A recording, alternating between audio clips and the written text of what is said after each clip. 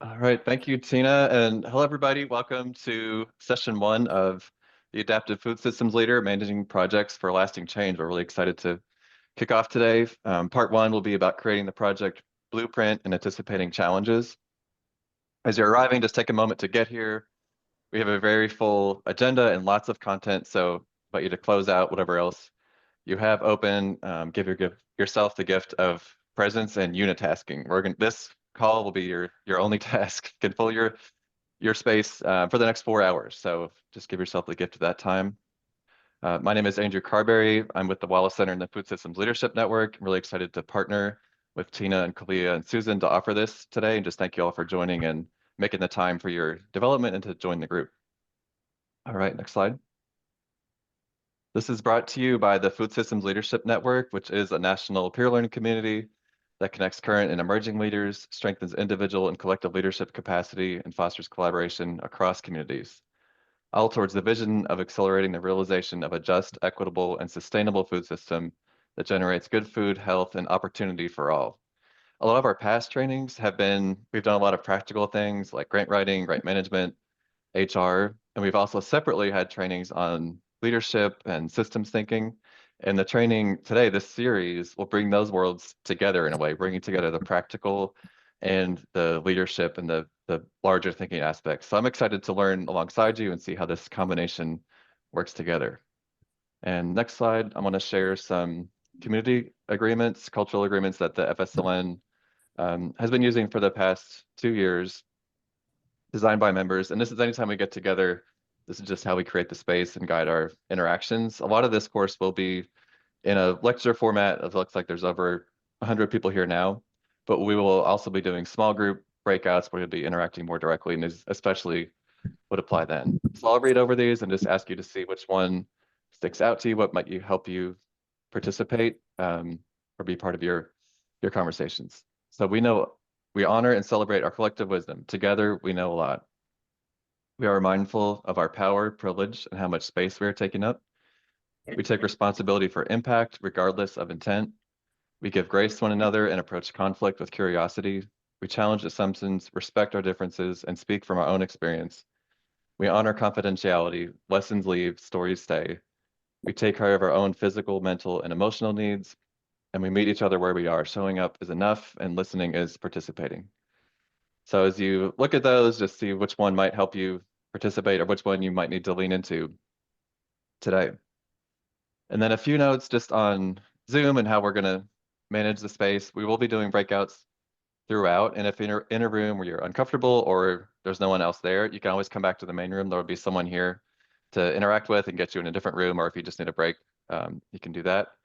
We encourage you to turn on cameras, especially in those spaces, just to help connect and interact with folks. If you're driving or not in a place, that's fine. And if you're only listening the entire time, this is interactive, so we're hoping that you can, but if you're just listening, you can rename yourself and put listening or put something like that so that we're not hounding you to make sure you're okay or see if you're there. And we'll be using the chat to engage in conversation. You can share thoughts as we go or connect with folks. If you need technical assistance on Zoom, you can message me through the group, or you can private message me. Susan is going to be sharing prompts and links in the chat, so watch for those to come through. If we miss something, maybe send a reminder, because it's a large group. There could be a lot coming at us, but we'll all be watching it together. We are going to record the presentation sections of today's call. We're going to pause or edit out group sharing or breakout rooms so that that can be confidential, but we're trying to balance something for those people who can't make it to have the recording with creating a safe space here. We're also going to be removing the AI note takers from the space. We'll put them out. So if we get in a few minutes, if you still see them, you can let us know. We'll take those out just for protection. And if you are here, then you're registered, and you should have the email from Zoom that lets you download the calendar invite for all 3 of the sessions. I'll be sending those out each day, but you can get that through Zoom. And wanted to see if there's any other notes from the facilitation team on any of that. No. Sounds good.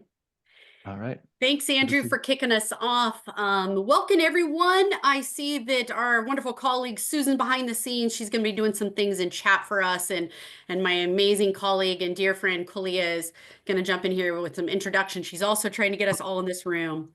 From my heart to yours, I'm patching in from Cottonwood Falls, Kansas, in the very heart, quite literally, I think it's about 75 miles away from me, the very geographical center of the United States, in the beautiful Flint Hills. And I want to say my heart is satiated. My heart is very full right now to be able to spend an entire afternoon going through this idea of doing better, impactful work in our communities in such unprecedented times and lacing leadership. The world I come from is adaptive leadership. I've been in this space for 15 years, and I think I was working with banks last week, and I said to them, you and one other sector represent the entirety of community impact, and that's banks and food. The circulated dollar in a community and how we feed one another are the two most crucial things from my perspective, to create lasting impact for generations and futures ahead. So I am so peaceful and happy in my heart to be sharing this space with you. And as Andrew said, it's super interactive. We're going to have a lot of tools, a lot of experiences in different learning spaces in your breakout rooms in the large room here. So if you don't choose to participate in that, please rename yourself listening. Take all the notes as you desire in your learning way. But with that, I'm going to kick it over to my colleague, Kalia. Kalia, how are you doing today? Um, I'm at peace, but also very excited. And I really appreciate, Tina, how you started off with kind of this relationship-based perspective, because a little bit about me, that is how all of my work and essentially how I move through life, how I organize it. So Tina and I, she mentioned we are both colleagues and friends, have worked together for about a good decade now. And I've been in food systems related work for about a decade as well. And a lot of what I do also focuses on something that is extremely important to me, which is equity practice. So not just talking about equity, what does this look like in practice and in our relationships with one another? And we're going to do a lot more digging and diving into that throughout the course of this 3-session series. So, Tina, I will give it back over to you. All right. As we said, super interactive, and we're going to start off right here with 8 minutes in, getting to know one another. Okay, so give space, give grace, take grace. We are going to be really patient with one another as we get through hundreds of us on this Zoom together. And Andrew's going to do a lot of things behind the scenes and connecting us. So we're going to go into some random breakout rooms, spend some time getting to know one another. We've got 3 prompts here. Susan's going to drop those in the chat for us.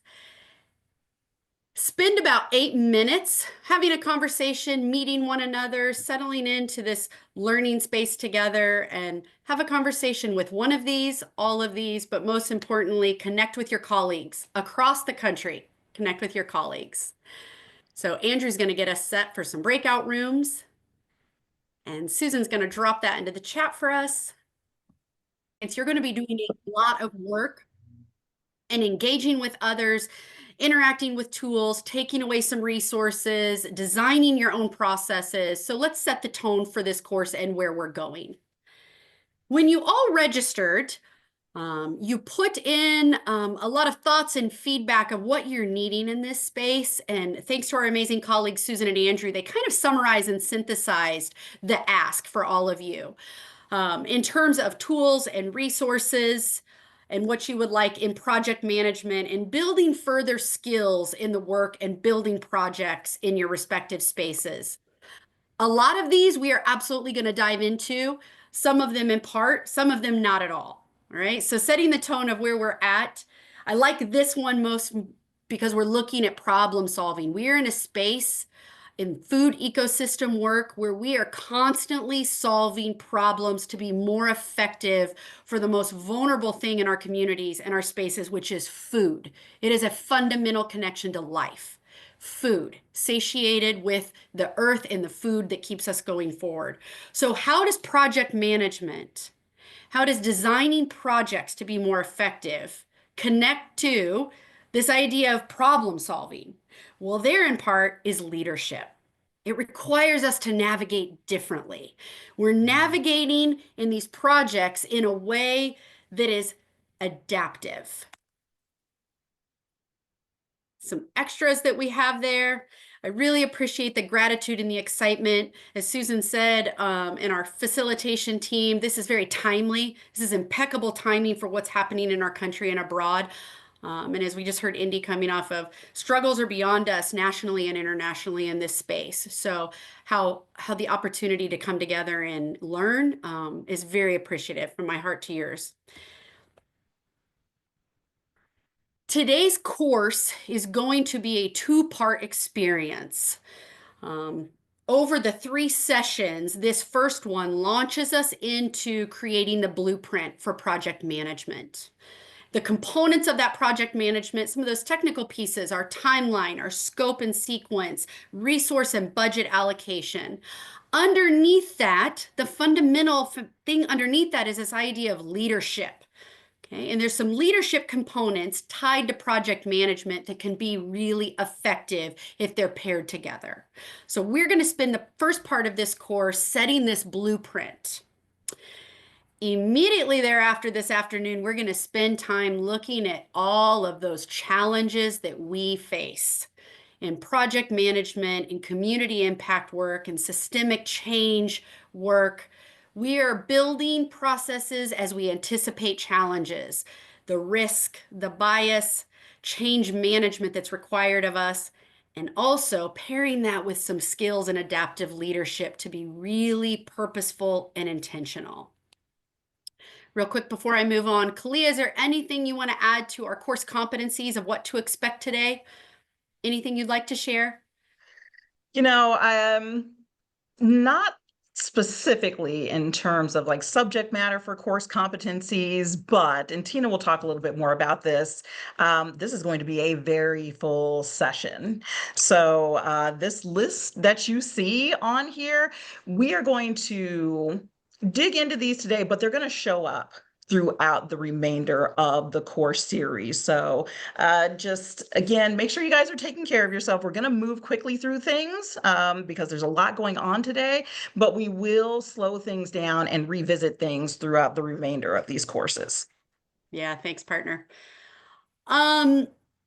I would like to invite whatever your respective note-taking space is. If you're a pencil paper person, if you're on a cell phone and you've got a voice device, if you've got a digital connection, this is the opportunity to really take a lot of notes, a lot of things and ideas to grapple with and walk away and continue doing the work. As Kalia said, there's a lot through this course, but it's all extremely applicable. So I would love for you to take some notes and however that meets your needs.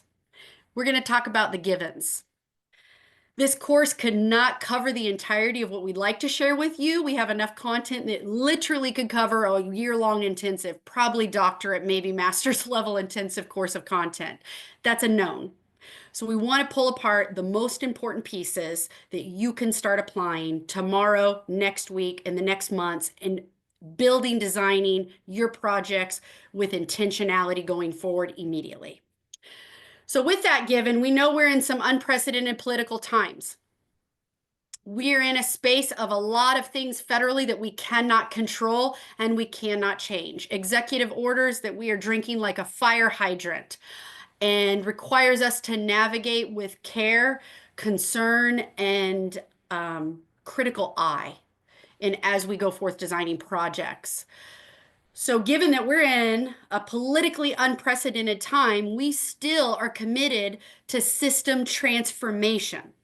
We are committed to change and impact in our respective spaces.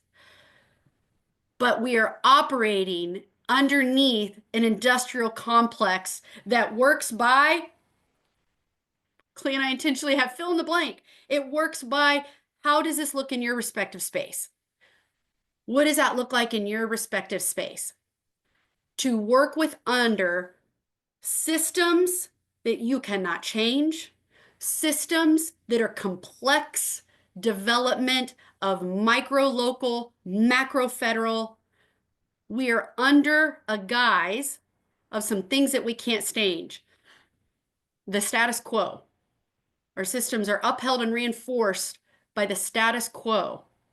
And yet we all come to this space together. We are committed in this space together that, in fact, if systemic change is a part of what we must do going forward, then some piece of our status quo must be dismantled.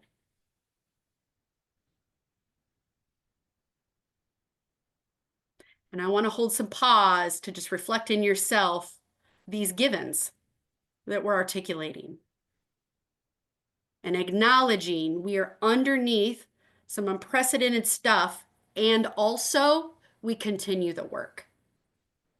That's empowering, that's vulnerable, and I am so proud to be among 200 of us doing this work across the world.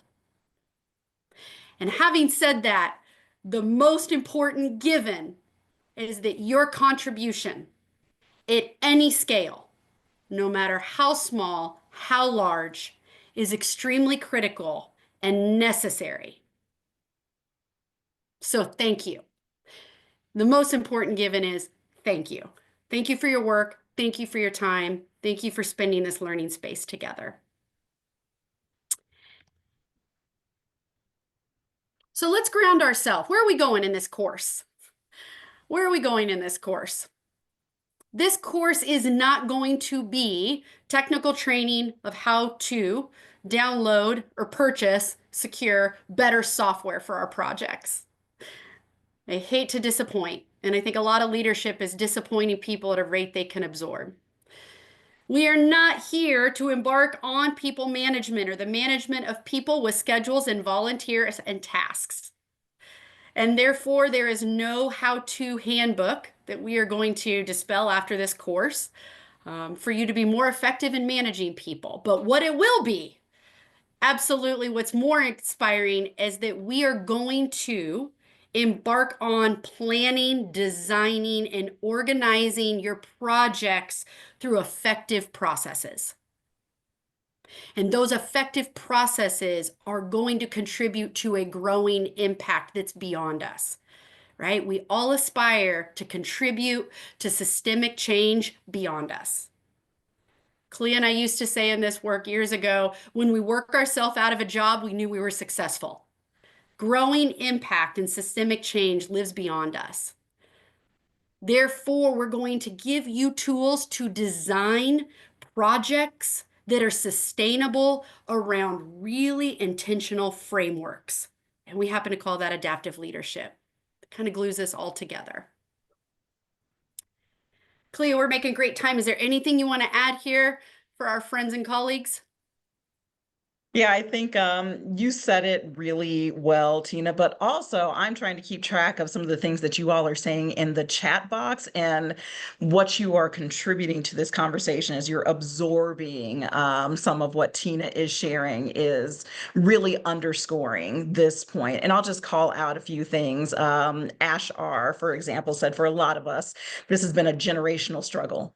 So this new wave is a part of the same ocean of systematic and institutional oppression, except this time it's impacting everyone, regardless of race, class, gender, status, etc.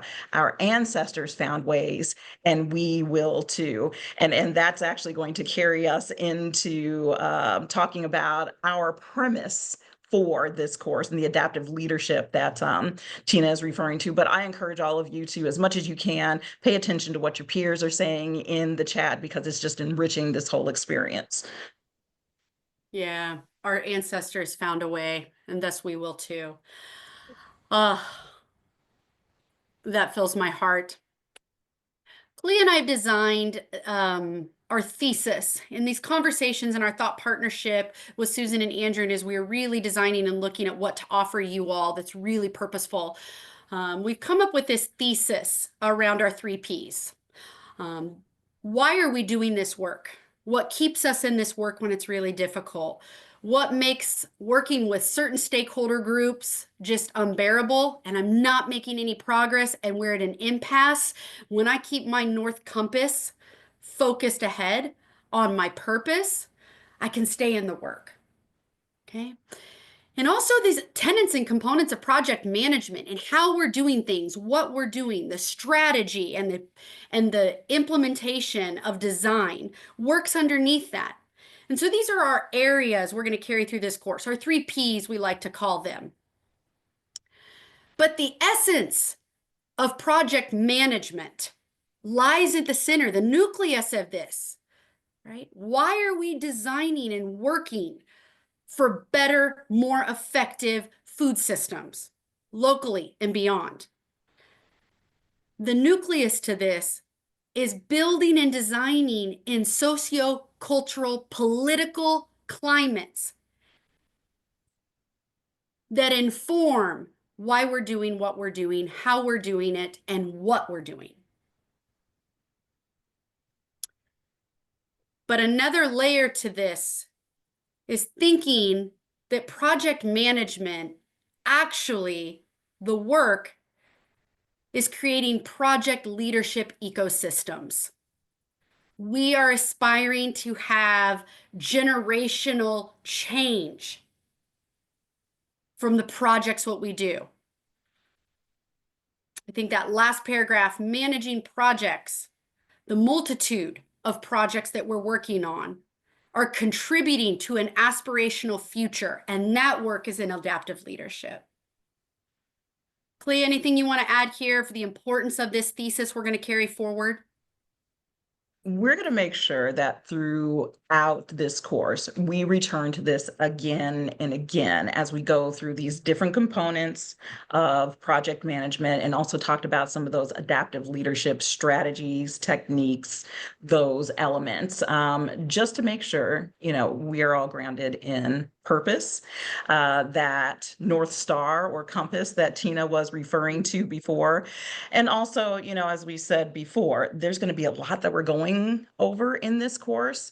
And as long as we can return to this as our why, then hopefully that'll all keep us in this space on the same page with one another, while considering the context that each of us are working in that may be unique. Yeah, thanks.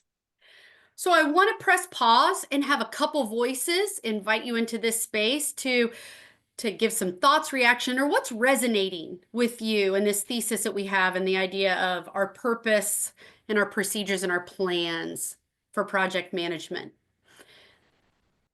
Thanks. Thank you for that. Getting us started with some thoughts and feelings of where we're going. And I'm going to kick it to Kalia to start setting this blueprint this morning. All right. Thanks, Tina. And thanks to all of you. You guys are already starting to touch on concepts that are going to appear in our trainings going forward and today's training. So I'm really glad that we're all on the same page with one another. And to this idea of time and space, it's interesting because our leadership, our administration changes, whether that is at a federal level, a state level, a local level. And a lot of us here stay in this work for years, for decades, and we move across the system in and out of different positions within this system. So that's just another kind of tension to think about, the things that are always changing and the things that don't change, and kind of our positioning and perspective in all of this across time.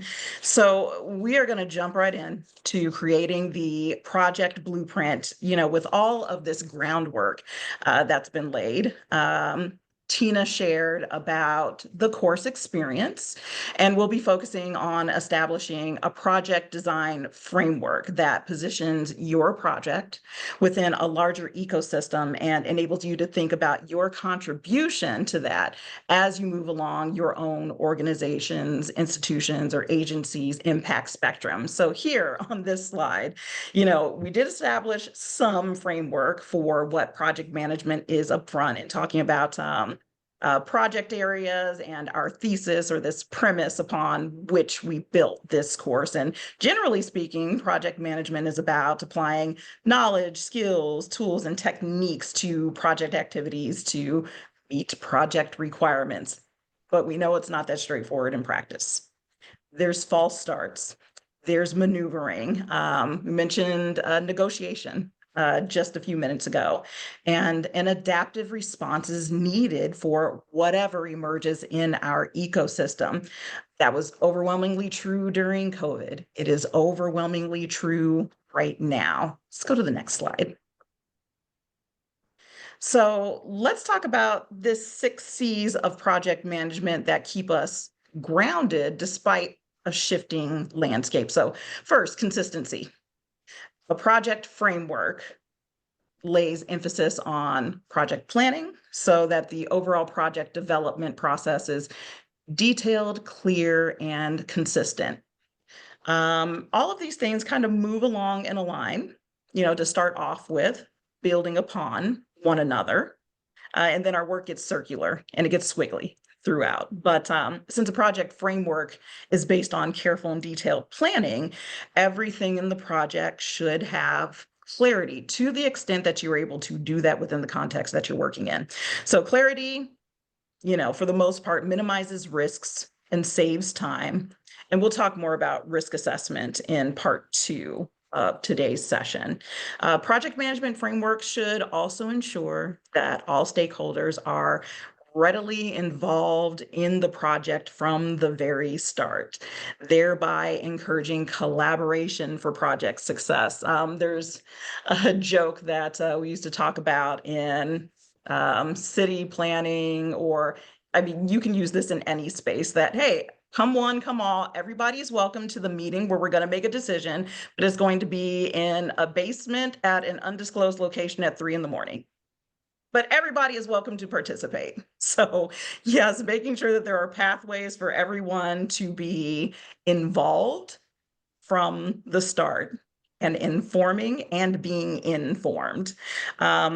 A project framework, in turn, makes it easy for new members to understand and adapt to the framework. And the framework templates that we used are based on continuity.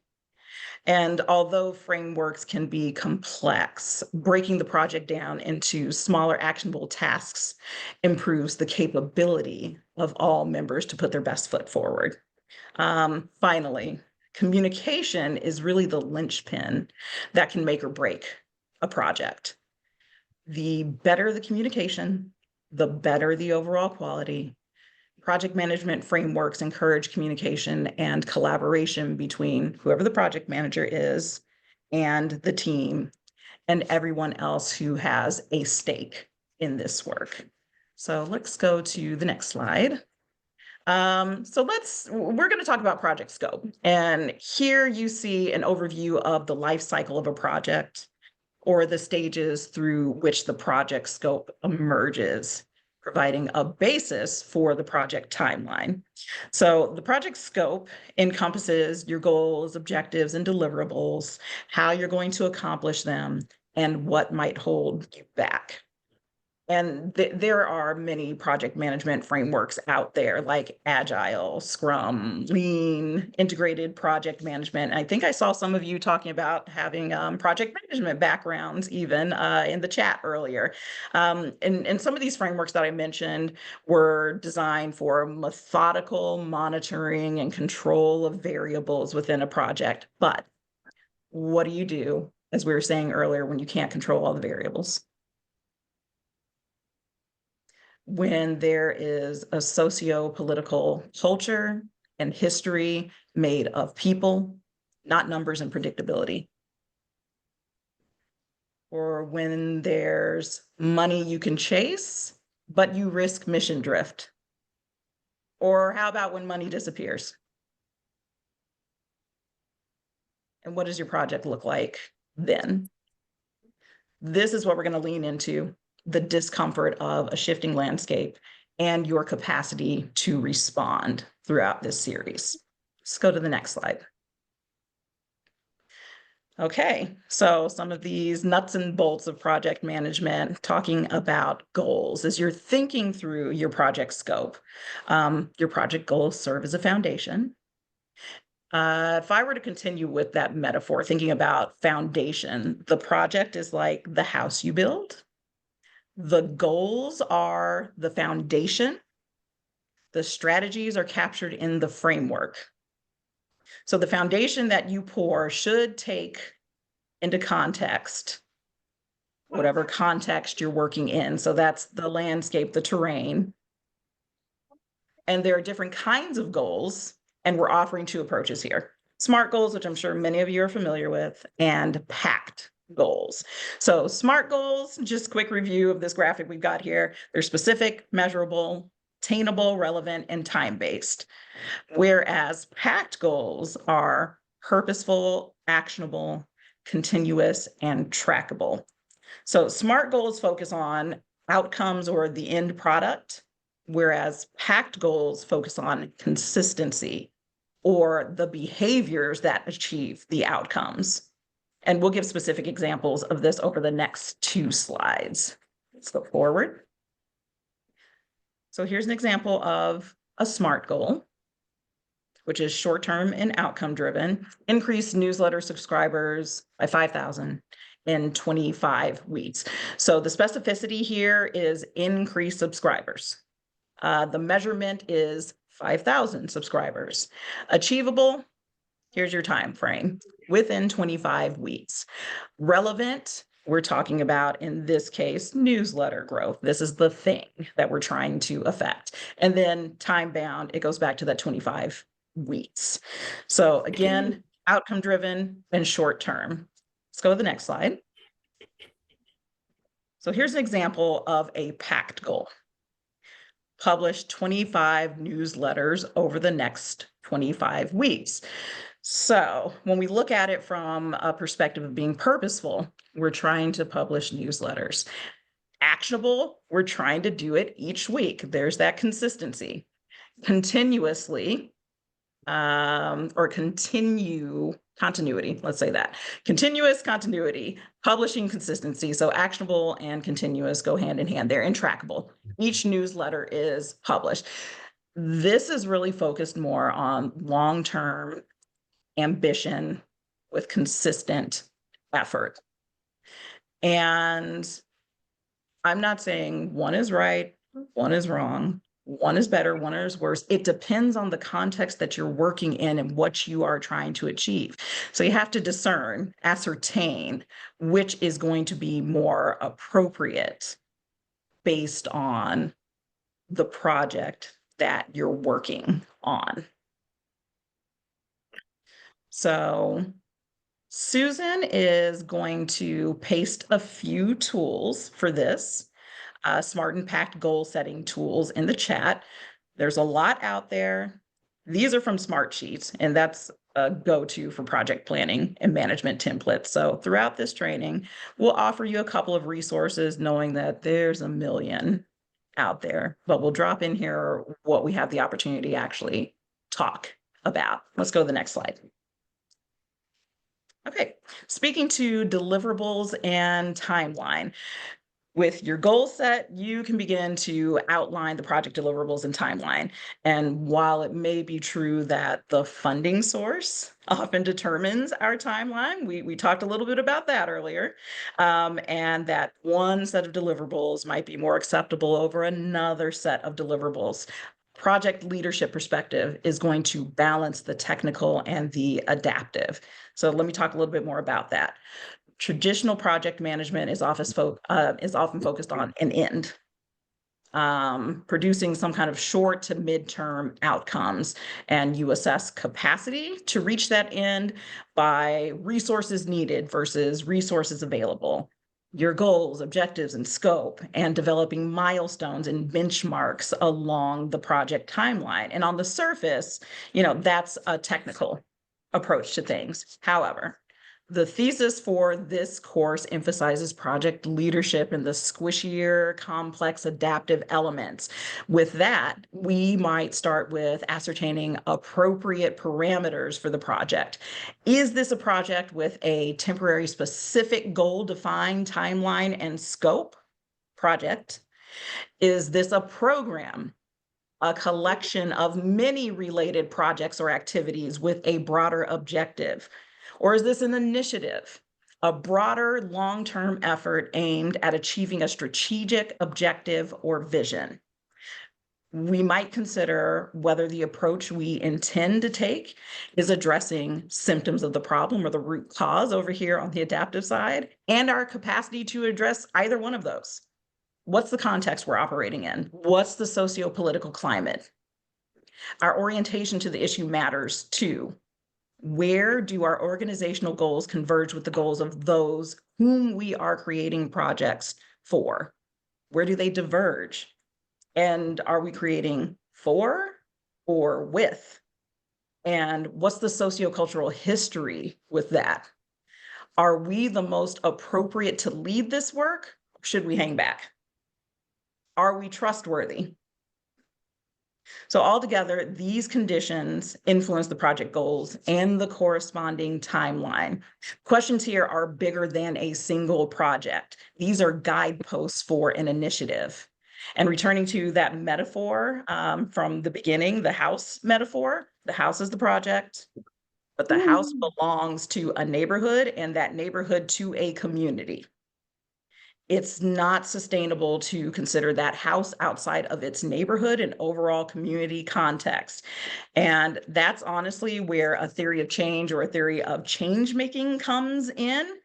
It's the neighborhood in which the house exists. It's the connective tissue for all the projects. We can't fit that into this series, but I can say, from my experience when I was at Michigan State University, we took more than a year to work with the Michigan Local Food Council Network Advisory Council to develop a prototype for a theory of change and transformation. And it's just now getting rolled out for broader network feedback and input through another year-long process. And I'm happy to share about that at another time, but I at least wanted to put that on everyone's radar.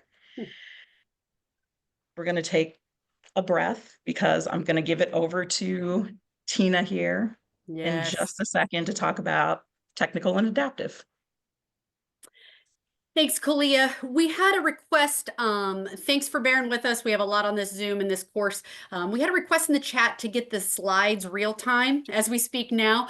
No, we ask that you be present. And the invite is take notes, what pertinates, what's bubbling up for you, what's resonating with you in the moment, and then we'll get those slides after thereafter we're finished today. So be present, take what's speaking to you most. I know a lot of you want to follow along, but here's the adaptive leadership to the work we're trying to practice real time. So with that, we're going to jump into this first tool. I will say the idea of adaptive leadership lies here. Adaptive leadership, the principles, Ron Heifetz, Marty Linsky, the Harvard School of Business is we're all familiar with, but I think the first tool, this idea of distinguishing the work. Okay, it's a lens that we're putting on. It's that monocle we're holding up to our eye to look at all situations, all challenges, all areas. With a generational forward and an ancestral respect back, we're holding all of this. And the glue squishy stuff to this thesis is adaptive leadership binds this all together. And the first step in that is really distinguishing the elements of our work that are technical and the elements of it that are adaptive. And by technical, we don't mean digital, I don't mean software, computers, or coding. Technical problems are logic. They're problems that often take up space in our minds, and they are susceptible to facts and figures and expertise. We all experience adaptive work. And the ability to pull these two pieces apart, give them language, and talk about them will get us to greater engagement. Okay? Adaptive work lives in our heart. Adaptive work is the stuff that keeps us up at night. It's the stuff that we find ourselves coming back to time after in circular conversations, and often saying, why is this just not working?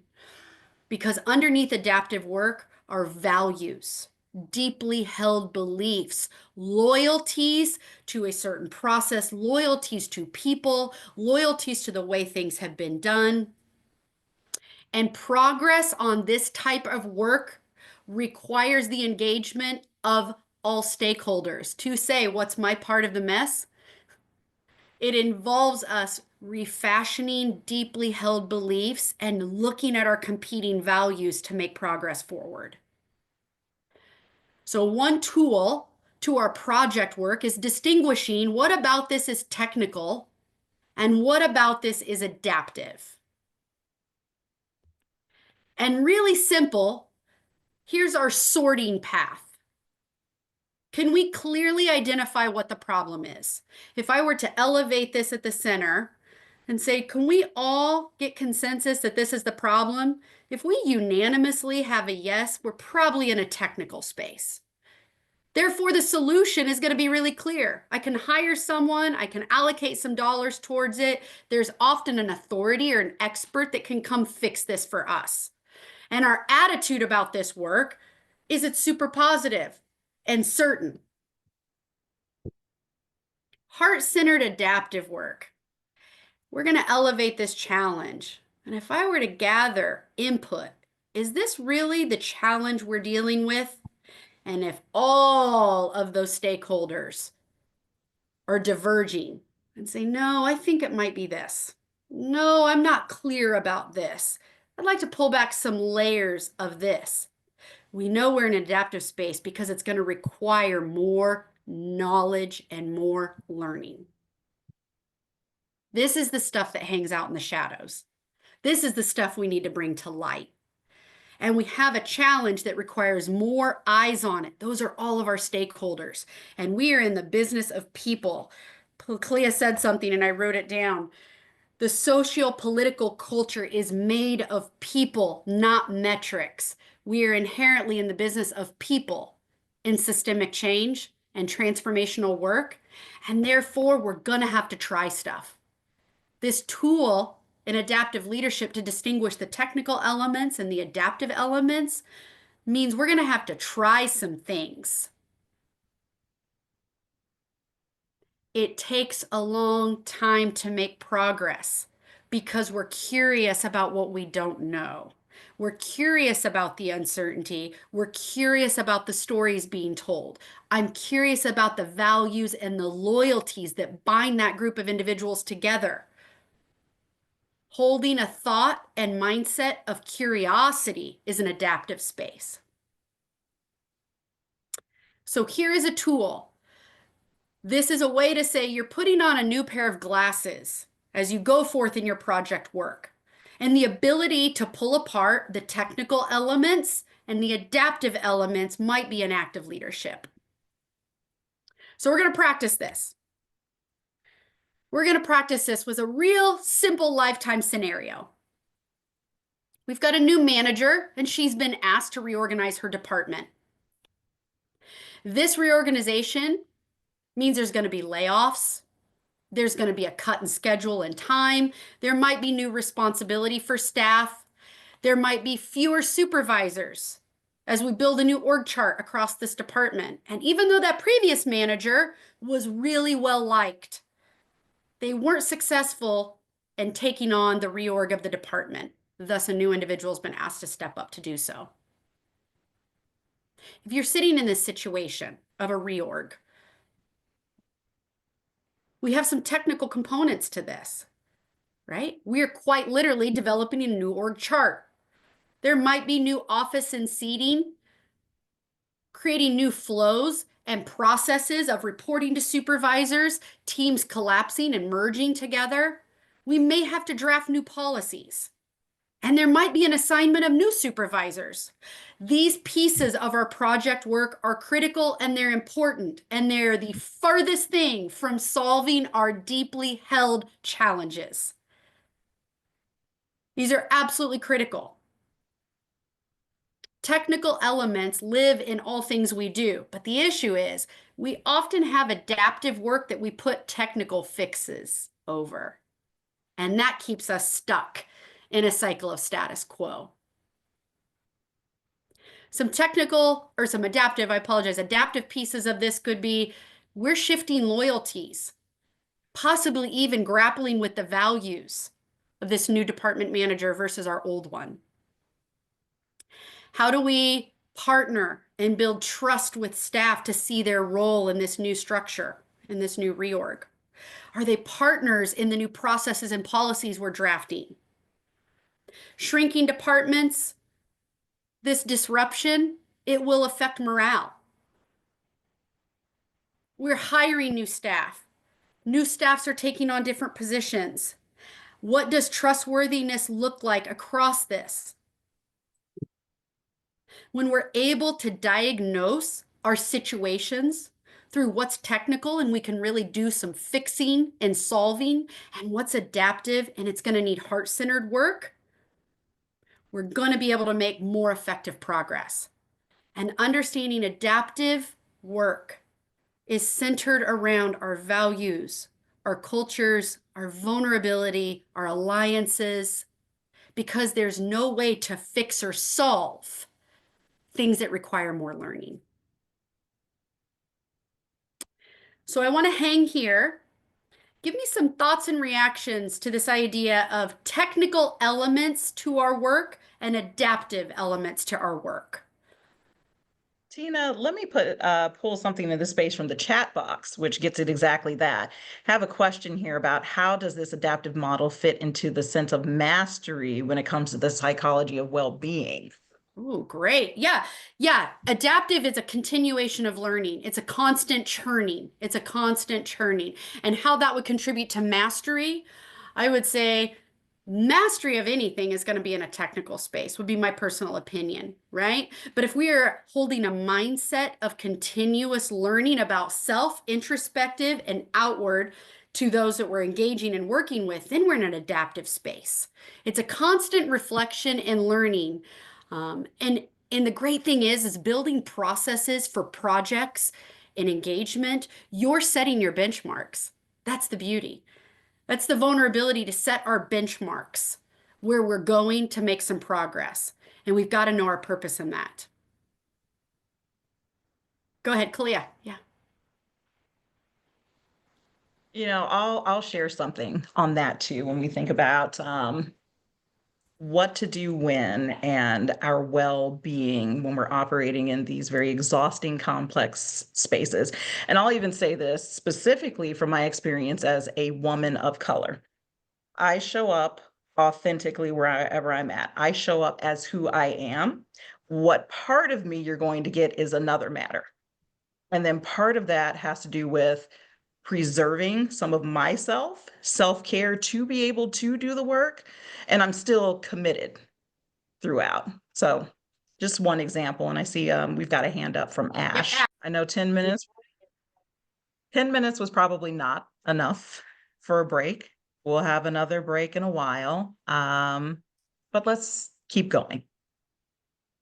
So one thing just to start off, I want to make sure everybody knows that we appreciate your engagement, your vulnerability, the extent to which you're willing to share. And when we have those moments where we're just having open conversation and sharing, we're going to share out these recordings, but we will edit that part out. So we've got the training component that everybody will be able to see, but the comments, we want to take away the learnings. We want to keep the confidentiality of the person associated with those learnings here in this space with us. So we're trying to create a container of trust here. So yes, well said. Exactly that, Andrew. Lessons leave, stories stay. Okay, not unless, someone gives you permission, of course, consent. But we are going to get into the partner identification component of the project scope. So as Tina was talking about technical and adaptive, distinguishing technical from adaptive work in terms of project scope, partnership development really is a matter of both. The work that we do, and we have been speaking into this about relationships. The work that we do is not possible without partners. And partnerships influence project goals and deliverables. Hopefully, it does. The timeline and the budget also. Also of note, I just want to note that there is a difference between collaboration and partnership. So collaboration is short term, partnerships are long term, and both when we think about some of those technical components. Both are critical to organizational capacity, but in project leadership, we're focusing on creating a sustainable ecosystem. So long-lasting partnerships that withstand shocks in the system, especially as we are trying to shift the system, is critical to our overall capacity to engage in this work for the long haul. So let's go to the next slide. All right, time to present you guys with another tool. So this toolkit, the local and regional food system partnership planning tool, was something that I created for the Nutrition Incentive National Training, Technical Assistance, and Evaluation Center, otherwise known as Nutrition Incentive Hub. And this was with input from one of my colleagues at the Center for Regional Food Systems at Michigan State University. So Susan will drop a link to this tool in the chat. A little bit about this tool. It applies across diverse food system contexts, not just nutrition incentives. Yes, we had to slap that on there for the purposes of the center we were creating it for. But overall, it helps identify partnerships that are critical to local and regional food system development, such as practitioner networks, the community at large, supply chain partnership, cross-sector partnerships, funding partnerships, advocacy partnerships, and support and technical assistance partnerships. So this toolkit is full of templates and worksheets. And we're going to spend more time with this tool in our next session because we're going to get into building project support and those partnerships. But for today's focus on project scope, I'm going to call out step 4, this tool. So we can go to the next slide. Okay. So I know there's some teeny weeny text on here. And as we've been saying in the chat, you guys will have access to the slide. You'll have access to the recordings once all is said and done. And I think we addressed this a little bit earlier too, but capacity. Organizations often get into conversations about capacity. I heard this all the time at the organization that I was previously working with. But really, what do we mean when we say capacity?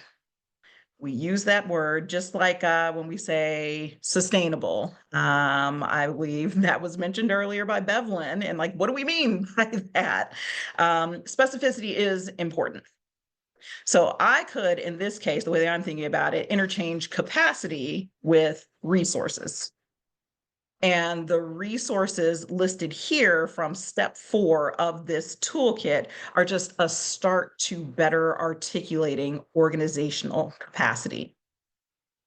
So if we can better articulate resource availability, that lends itself to strategic partnership development to make those resources go farther between us. And we know there are never enough resources to go around, right? However, there are assets that sometimes get overlooked among our partners. And the templates in this toolkit ensure that you're thinking through those things. So all of this is connected to how do we build out our budget? Well, what resources do we have or don't we have at hand? And our partnerships, our relationships are resource rich. Now, I am not taking for granted that when we are depending on one another, people as resources, like we have capacity limits. So we have to be cognizant of how we are in relationship, how we are in partnership with one another through that as well. That is not something that is going to be contained in a tool or a template. Those are the harder conversations that we need to have with partners up front so that, again, this idea of mitigating risk, some things don't surprise us later that honestly we could have talked about up front if we weren't trying to rush to the technical solutions, as Tina was talking about, and feeling that urgency and that pressure, a lot of which is also false urgency. And then that creates this cycle of pushing on our capacity limits because exhaustion, because we are responding to manufactured urgencies.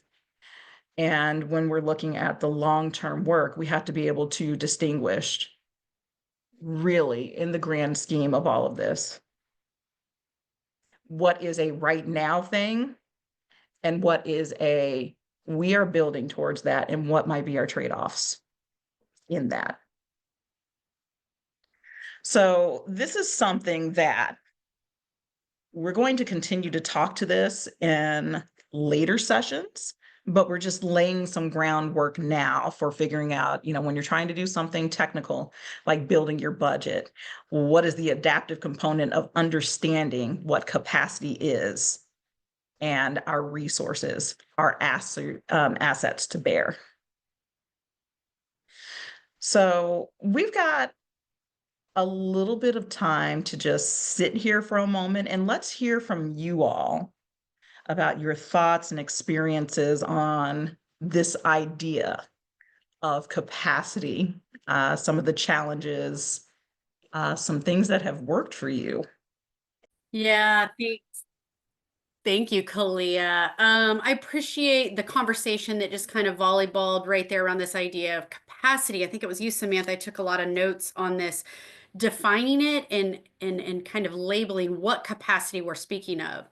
Certainly in the ideas of designing projects and processes, there's human capacity, there's emotional capacity, there's the budget constraints capacity, there's the burnout capacity. So this idea that Kalia has led us up to, I'm going to put some glue to this and set us up for our next activity. I'm really excited for you to grapple with this idea of what I care about and what I'm able to take on and tolerate, that I have capacity for.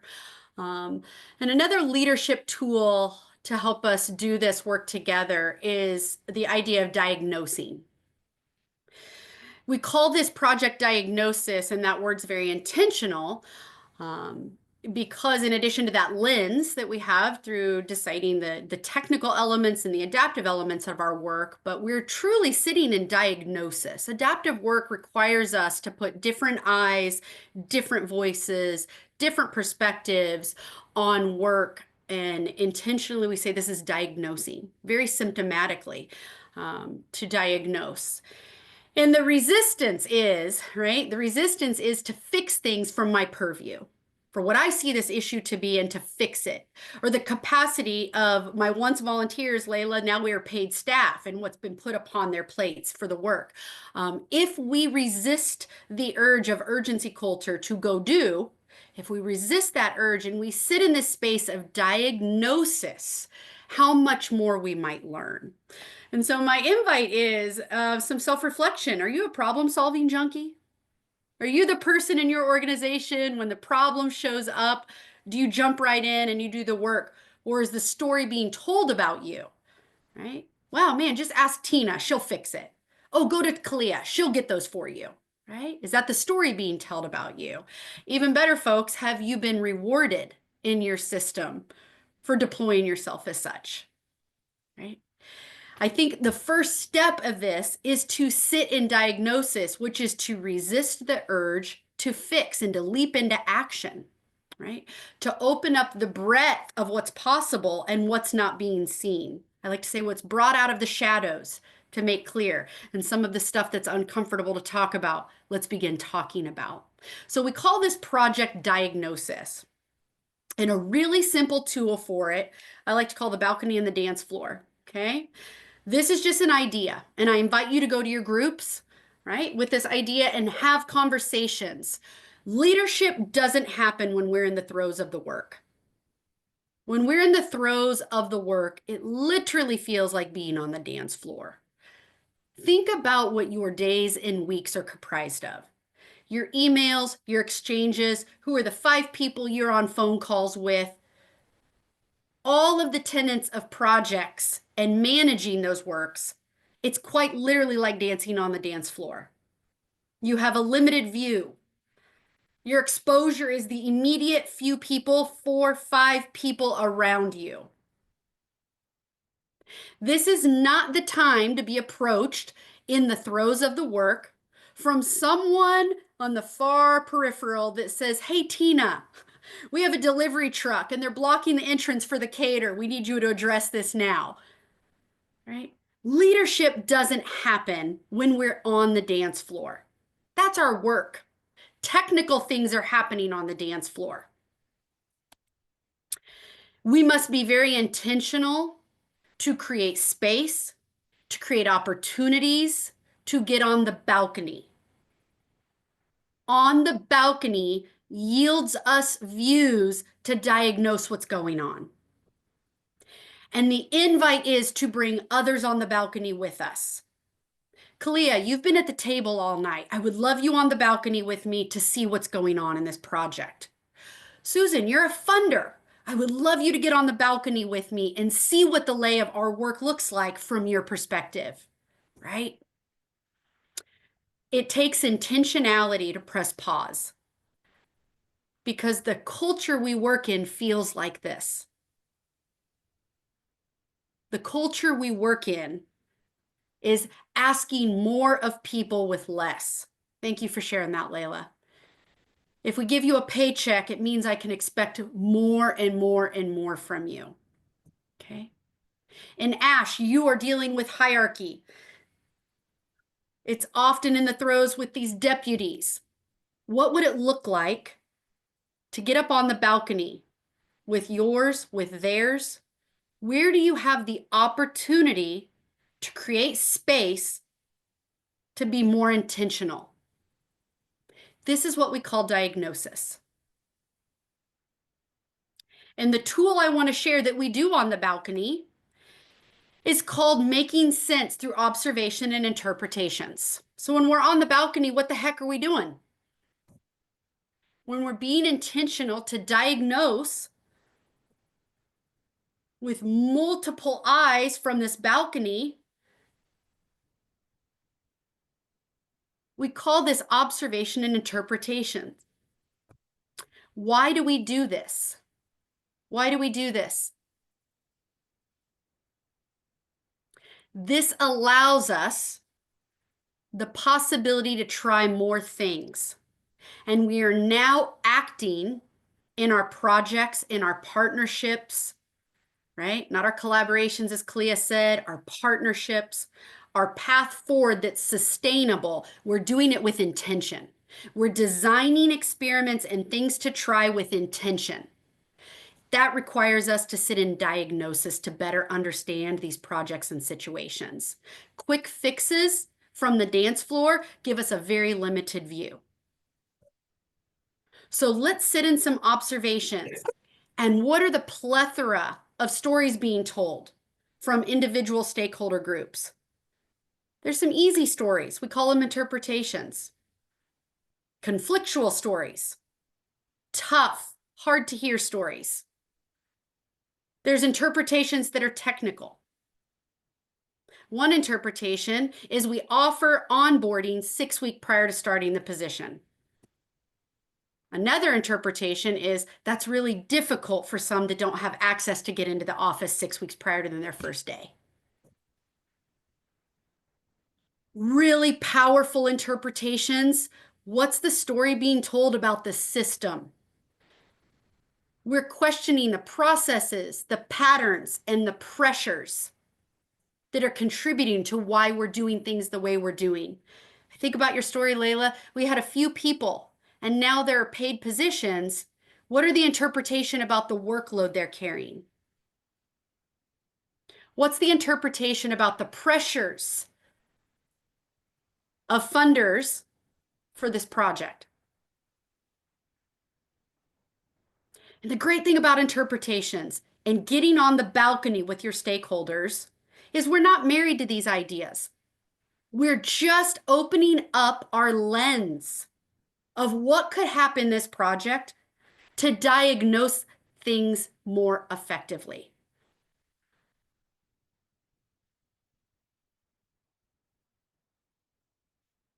Real quick, I want to sit with a couple new voices. If we haven't heard your voice in this space, I would love you to come off mute. And this idea of being on the balcony to better diagnose what's going on in our projects, our stakeholder groups that we're working with, partnerships we're building, and being in the throes of the work. Here's really, thanks, Andrew. Here's really what's percolated today. And some of the things we were just having conversation about, or in this space, we've come off a conversation about capacity, identifying the capacity. We acknowledged early on in this time together that we're dealing with burnout, right? And even Josh is saying there's people on the dance floor that question even going up to the balcony to engage in the work and be in broader diagnosis for some systemic change. Because these adaptive spaces that we're in, we are working across multiple stakeholders through long periods of time to make progress, and it's absolutely real and valid to experience burnout. Burnout in these spaces. So we want to acknowledge we are stretching ourselves. We are stretching ourselves to make progress. And what that feels like to do the work on the dance floor. And the fact of the reality is many of us never get off the dance floor. We're on year 10, 12, 15 of dancing. So we might have to start learning a new way to navigate and how to proceed forward to get really clear about the stuff before us, because we can't address it all. We can't address the urgency culture at every corner. We'll never get off the dance floor. So we have to be intentional to get on the balcony to diagnose what's most effective. Where's our purpose? How might we do some things towards that? And what are some strategies to do so? And we're going to experiment things. We're going to experiment with some possible ways of trying things, because this work is deep. It's not shallow and wide. We're in an adaptive space with project work, not technical spaces. Kalia, I want to have anything here with this idea of burnout before we get launched into an incredible activity. We knew this was a really important slide, and we aptly placed it midway because we knew this would bubble up. Thoughts here, friend? Yeah, I don't know about you guys. Just listening to all of this, it's hitting me. It's emotional. Like this hits very close to home. And I've seen some of the comments about, oh, like I feel seen, or you're looking at me. Yes, we know. And as Tina said, like this is a very good transition into what we're about to get into next, because we are going to slow things down a little bit. I'm looking at Jacob's comment in the chat box. What's better, slowing down or taking a break?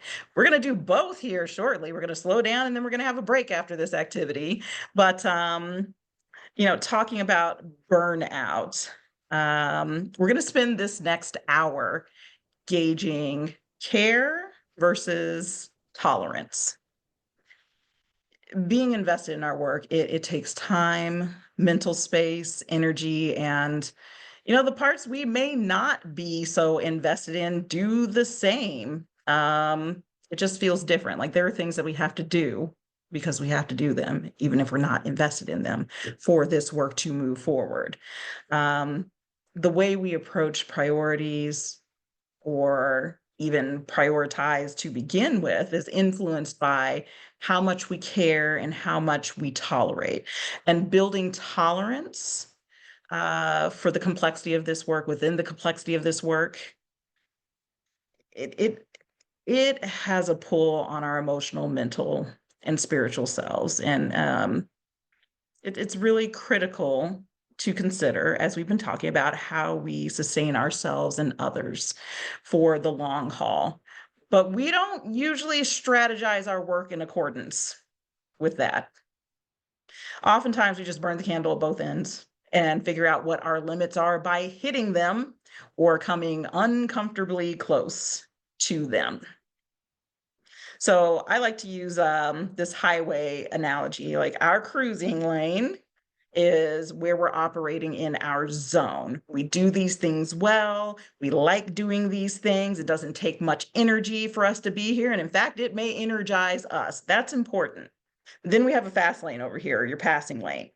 And this is where we get into parts of the work that require more energy, more focus, more attention, maybe more discipline, all of these things that pull from us. It isn't where we're necessarily most optimal, but it's necessary. And we can only stay in that lane to accomplish a short-term goal. We're not meant to live in that lane. And oftentimes we do exactly that because of the capacity issues, because of the urgency, the this, that, the third. So with that said, we're going to get into a two-part activity. And we're going to give you guys some time in breakout rooms. Like I said, we're taking an hour here for the entirety of this activity, and we are officially in the second part of our session, anticipating challenges. So eventually we'll put you guys into breakout rooms of 8 or 9 to have some discussion about this activity. But first, let me talk a little bit about what we're going to do. It's got 2 parts. So I was talking about care and tolerance. So this is a part where you guys are going to grab a piece of paper, something to write down, jot it on your phone, whatever works for you, because I'm going to give you a few minutes to think about a specific food system issue that you care a lot about to get this activity started. So we've got a scale over here on the slides to help you gauge what we mean when we say care a lot, a 9 or 10 on a scale of 1 to 10. I think this is an important issue and I think about it a lot. It touches my passions and my sense of purpose. I am willing to exert a lot of energy, take some risks, and experiment to make progress. And we talked a little bit earlier about the importance of specificity. So I gave an example of something I care about here with specificity. I really care about that word's missing. I will fix that before we get it out to you guys because it's going to bother me. I really care about self-determination, in particular, BIPOC communities, Black, Indigenous, and well, actually communities of color, having the means to achieve and sustain food sovereignty and nutritional equity. So it's not as non-specific as I care about food access. No, let's go beyond that and be more specific. So you guys take just a few minutes. I'll give you a little less than 5 minutes. Think about what that issue is. Try to be specific. Also try to be succinct. So clarity and brevity. Try to be succinct and thinking about a food system issue that you care 9 to 10 on a scale of 1 to 10.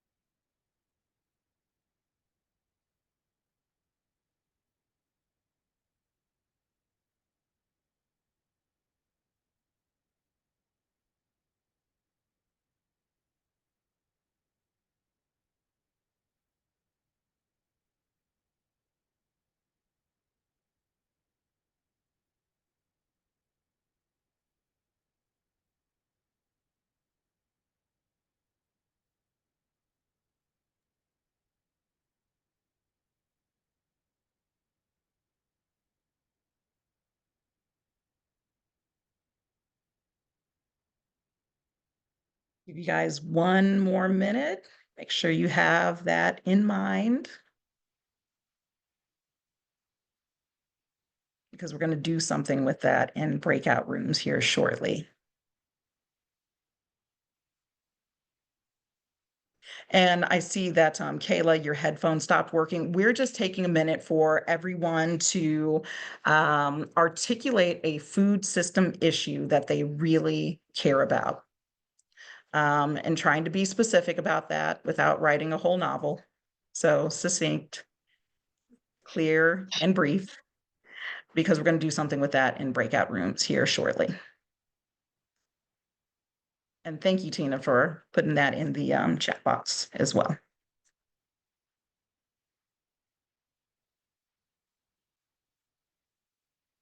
Okay, if you need a few more minutes to finish that up, that's okay, because I'm going to show you the next couple of steps for what we're going to send you to do in the breakout rooms. So we really want to gauge what is your tolerance for mess when it comes to something that you really care about. So here's instructions up front, but then I'm going to go and demo this for you in a Google Doc. We figured Google Doc is something that is a little bit more accessible and universal for everyone, as opposed to trying to use Miro or an interactive tool. It would look like a mess.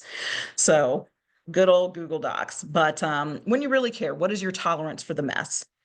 We are going to put you into groups, and you are going to remember your group number, because that's where you're going to end up going in this Google Doc, to your group number. Again, I will demo this in a moment.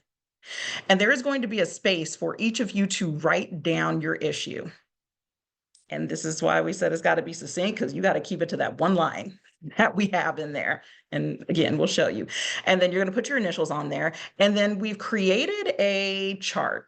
It's another kind of scale 1 to 10 to figure out what your tolerance is for when you encounter uncertainty concerning that issue, or ambiguity, or conflict, or risk, or disappointment. Scale of 1 to 10. 10 is I've got really high tolerance.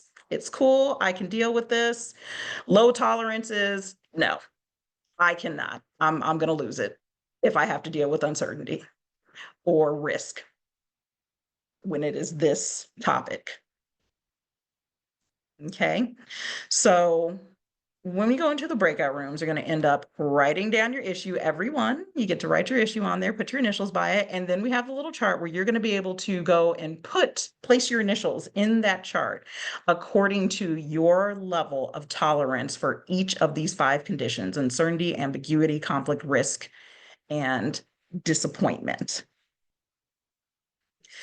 Now, there is a second part to this, and we can go to the next slide. Now, on the other hand, we want you all to think about an issue that you don't really care about. We're going to do a little twist on this in your breakout rooms.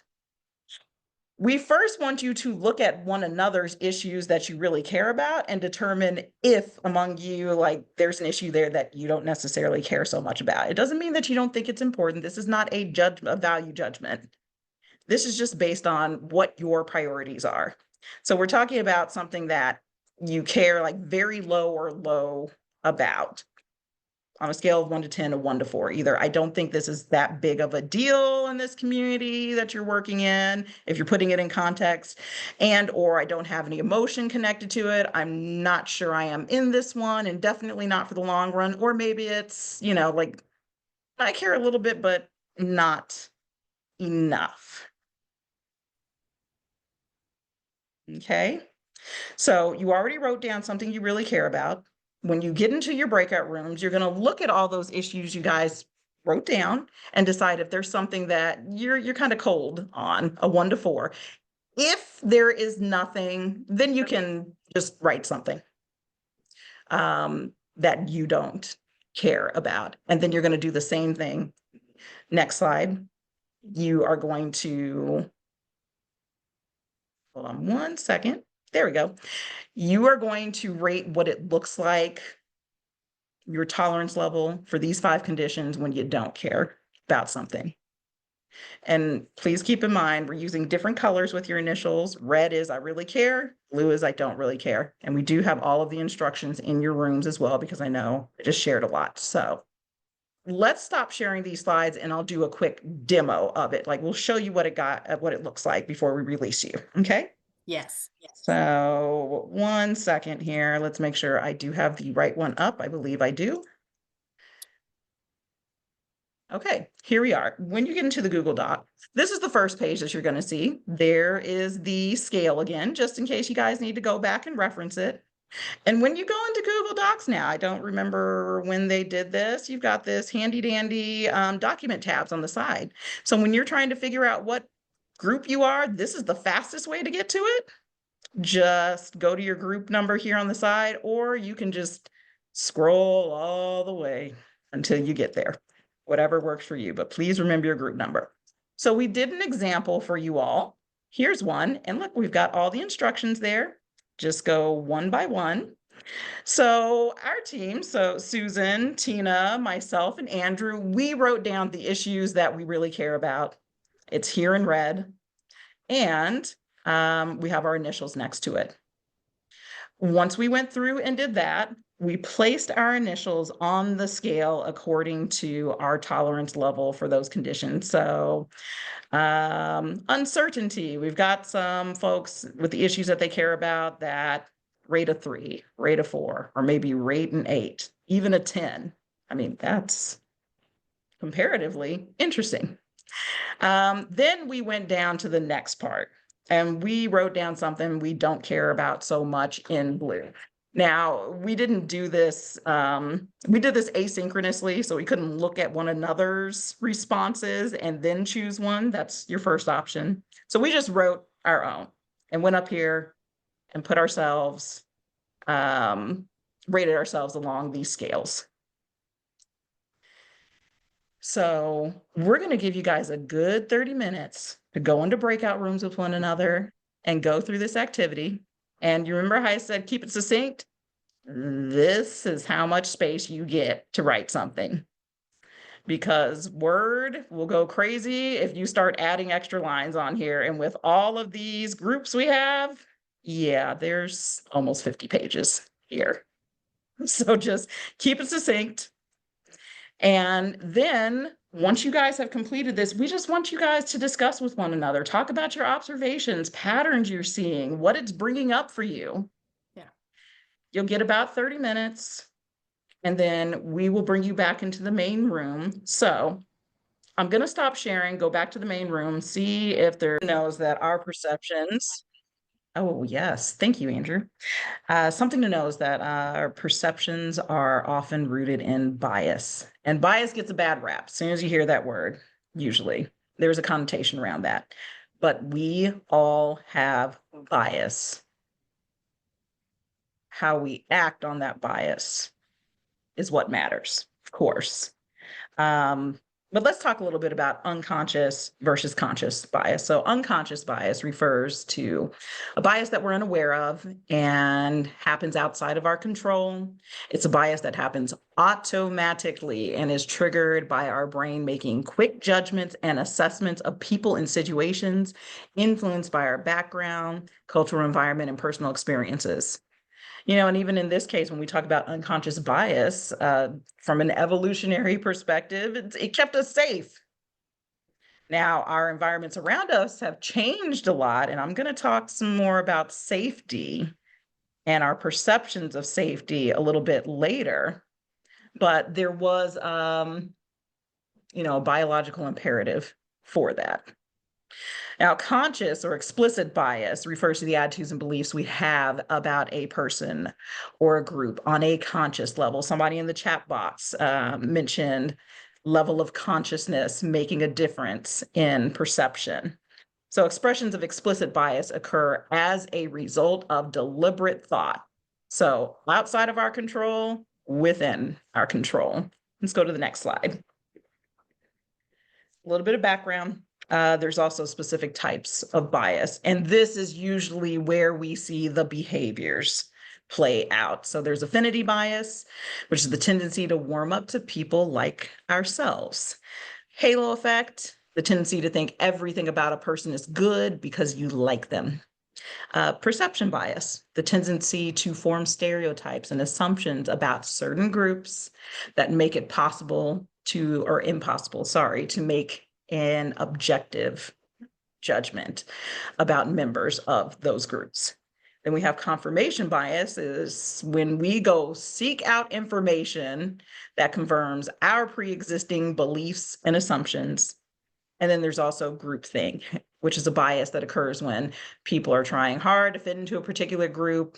They're mimicking others, holding back their thoughts and opinions, and then that causes them to lose part of their identities in holding back. And on a larger scale, can cause organizations to lose out on creativity and innovation because of that withholding. So if we had more time, we would engage in some activities around this, but let's go to the next slide.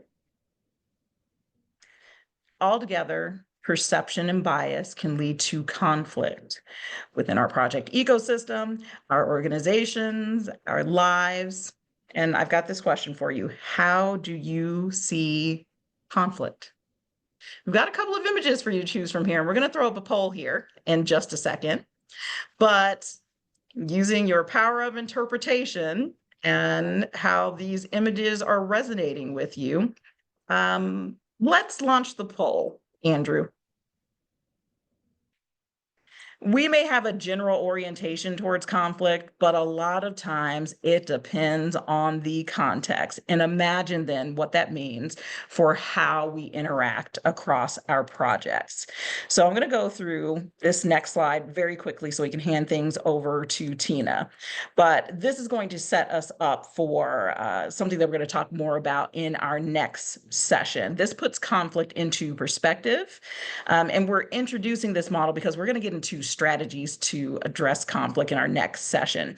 So it's just keeping in mind, if you have a competing way of engaging in conflict where you're very assertive, maybe not very cooperative, do you tend to collaborate? Meaning you're assertive, but also very cooperative. Do you tend to accommodate? Not necessarily very assertive in how you engage in it, but very cooperative. Or maybe there's some avoidance, not very assertive, not very cooperative, or somewhere in the middle of all of it. And it can be very situational, right? Or depend on just where we are at in life and how we are feeling. But we will talk about more of this in our next session. Tina, I'm going to give it over to you. Hey, thanks, partner. This second section today has been intentionally called anticipating project challenges. Anticipating the challenges as we do our work, all the way from care and tolerance and balancing ourselves with burnout and higher expectations of work with lower resources. Certainly everything we do in working with partners and building partnerships, we carry our biases. We have conflict. We have to assess the risk in our projects as we're designing paths forward. And so a great tool to orient that is holding to our purpose. And this is our thesis drawn out in a tool that you can take and do with your teams. And it's this idea that centering on our purpose in terms of conflict, it doesn't always mean we're going to have consensus. We're not all agreeing on everything, but we all are united towards where we're going. And that is our bigger why. Simon Sinek calls this lead with your why. And how we might know purpose is alive in our organization is we see divergent, disconnected stakeholder groups not only united behind a vision and why, but their ability to articulate it. They can state it. You sense common language emerging across your organization. We're not only celebrating successes, but absolute failures. We're celebrating failures. Multiple talents are leveraged to make more progress. And I think a great example of this is personally for myself, 5 years ago, well, maybe 6 now, I embarked on starting the Kansas Youth Cycling League, starting kids on bikes, grades 6th through 12th, 11 years old through 18 years old. It was a concept. It has not been done in the state of Kansas to bring mountain biking as a sport. to a very flat plains in the Midwest. But I had an idea and I connected with an individual, but we needed to be united on a purpose. And the purpose was not get more kids on bikes. Believe it or not, that wasn't the purpose. It was creating a space for kids to belong, where they didn't have to ride the bench. They didn't get cut from tryouts. They didn't get accepted onto the team and never get a play time. Our purpose was, I want to create a space where all kids belong. And we can happen to do that on bikes. And then we happen to have fun with it, right? We were very clear on our purpose. So this is a tool to assess, do you have purpose alive and well in your organizations? Because often what we do is get stuck at what we're doing and planning a strategy, and then we get really in the weeds with how we're going to do in the nuanced ways of how we're going to deploy what we're doing. But purpose keeps us grounded. It keeps us centered. When we're in conflict, when we're building partnerships, when we're balancing care and tolerance, keep your purpose focused. So with that, I want to spend about 6 minutes in some quiet reflection journaling time. I want to take this time to respect different learning spaces and learning styles. If you are on a phone and you're in a listening device, just have a headspace with this. I'll read these for those that are just listening. Pick 2 to 3 of these to spend some time to journal and reflect on your organization. Who shares the purpose in your organization, and how do you know this? How clear are others about your purpose? And dare say, is it crystal clear? In terms of your strategies and your tactics, the things you're doing, what's negotiable? What's non-negotiable? We've got care, tolerance, balancing burnout.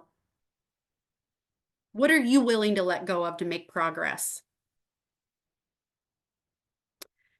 When you feel stuck, when you're at an impasse, what reorients you to your purpose? And what might be getting in the way? So I'm going to hold time and space for about 5-6 minutes, and we'll bring you back. Enjoy your journaling time that we're engaged in. Thanks, Andrew. In adaptive leadership, we know the work being done in systemic change, in change management. It's a disturbance in our systems, disruptions. And the word we have for that is heat. And our idea of diagnosing issues from the balcony, we're also looking at heat in our system. And that is our way of saying there's disruption, there's disturbance. Heat is required in this work when we are talking about the balance of care and tolerance and bias and risk and partnerships that come with building our projects and multiple interpretations that we're making from stakeholder groups. Getting really clear about what our challenge is that we're building projects to address. Heat is a way to assess our work. And a nice way to think about it is your hands on a thermostat. Okay. Raising the heat means we have big or small acts that compel people to move out of their comfort zone. We make spaces more uncomfortable to sit with the status quo than to live with it. So we often call this the elephant in the room.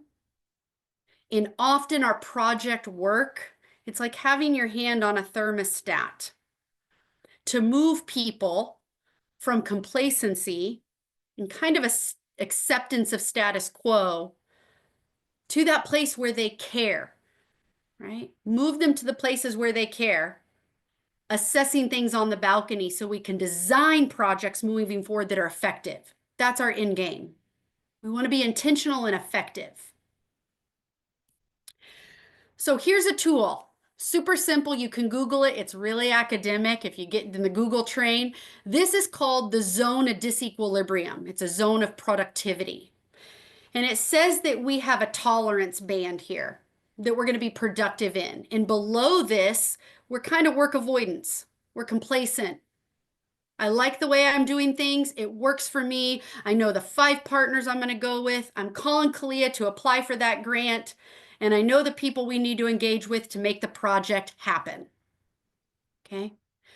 When we're engaged with that low level of heat, complacency, apathy lives down here, we're not in a zone of productivity. We need some heat in this zone of productivity. Why? Because research tells us with some heat and disruption and a disturbance that we're going to have engagement. We're going to make progress. There's learning happening in this space. We can't have those things in a space of apathy. We're not having change management. We're not having systemic transformation when we're really checked out. It requires disruption. It requires what we call heat. With enough heat, we can be productive. Now, there's situations and there's challenges where the heat's too high and we go out of our zone of productivity. Okay?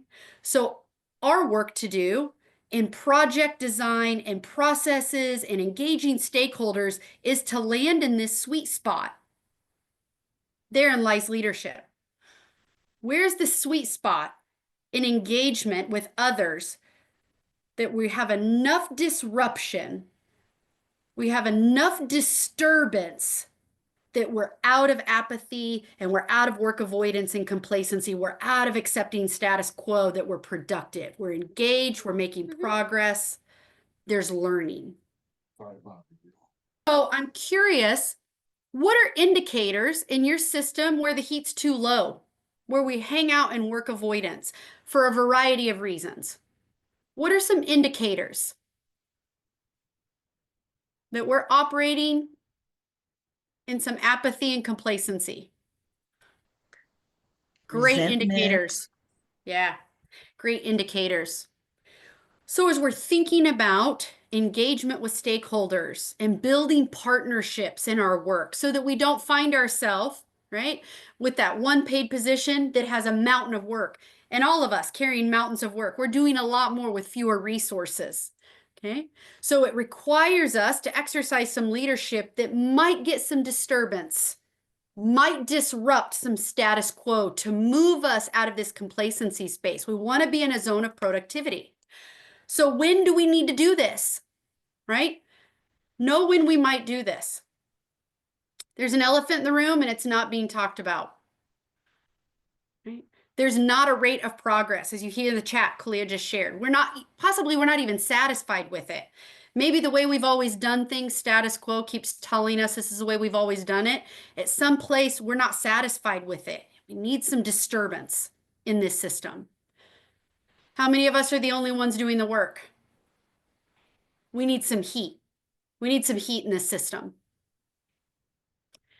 When we came off of a breakout room, I think it was you, Samantha, and some others that were talking about, you now rate your care less because of the things around you. Like the things you previously cared about now take a lesser.